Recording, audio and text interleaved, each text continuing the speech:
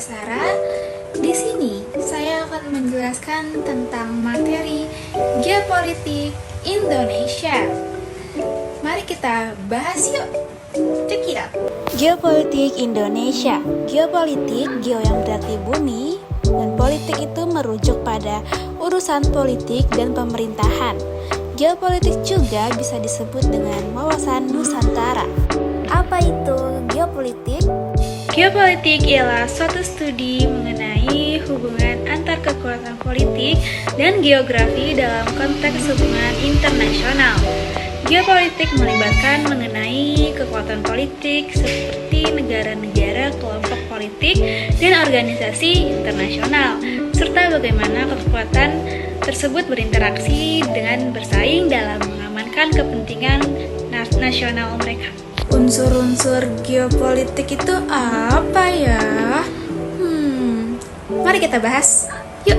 Unsur-unsur geopolitik. Yang pertama, wadah. Unsur ini terdiri dari wilayah yang ditentukan oleh lautan dan ribuan pulau. Yang kedua, ada inti geopolitik Indonesia. Tercermin dari perspektif kehidupan manusia Indonesia yang memiliki cita-cita Indonesia yang tertuang dalam Undang-Undang Dasar 1945. Ketiga, ada tata laku. Dia memiliki dua unsur. Yang pertama itu tata laku batiniah, yang terbentuk karena kondisi dalam pertumbuhan hidupnya. Yang kedua ada tata laku lahiriah, yakni tata perencanaan, pelaksanaan, serta pengawasan. Nah, itu unsur-unsur dari geopolitiknya. Sekarang aku mau bahas tentang geopolitik menurut para ahli. Let's go! Geopolitik menurut para ahli. Yang pertama ada Sir Halford Mackinder. Ia menciptakan wawasan benua yang mengacu pada kekuatan di darat berdasarkan konsep kekuatan.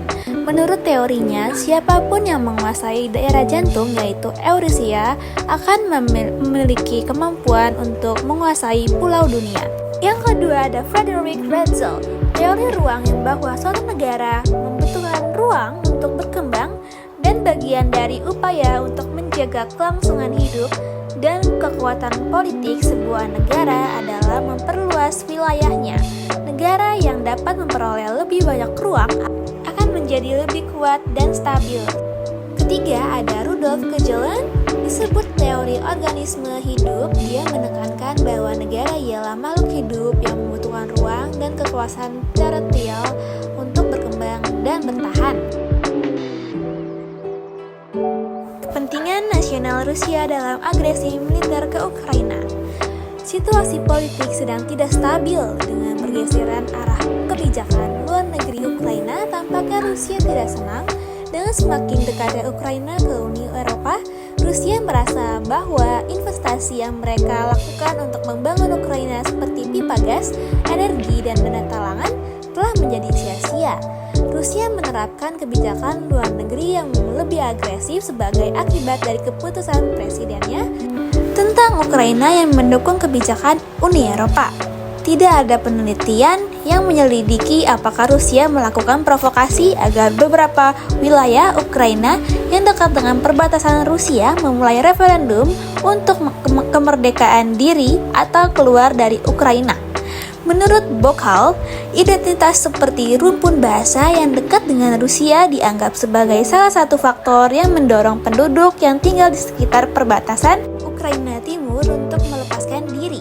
Yang paling signifikan adalah bahwa warga Crimea telah mengadakan referendum yang memutuskan untuk meninggalkan Ukraina.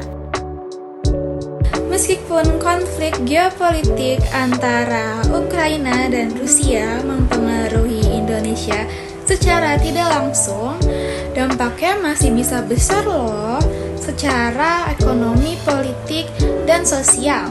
Saya akan menjelaskan tentang apa aja sih dampak-dampak yang dapat dirasakan Indonesia sebagai akibat dari konflik ini.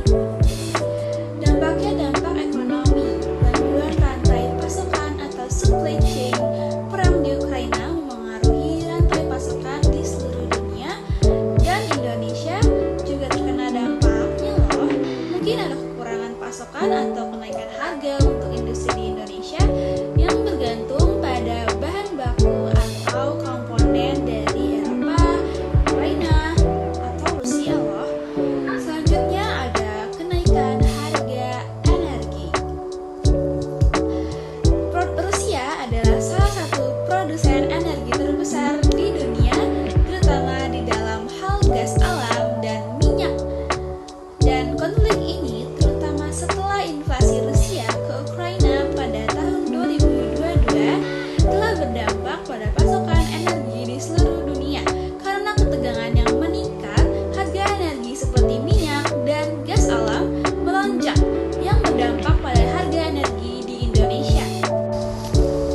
Selanjutnya ada peluang dan tantangan bagi Indonesia.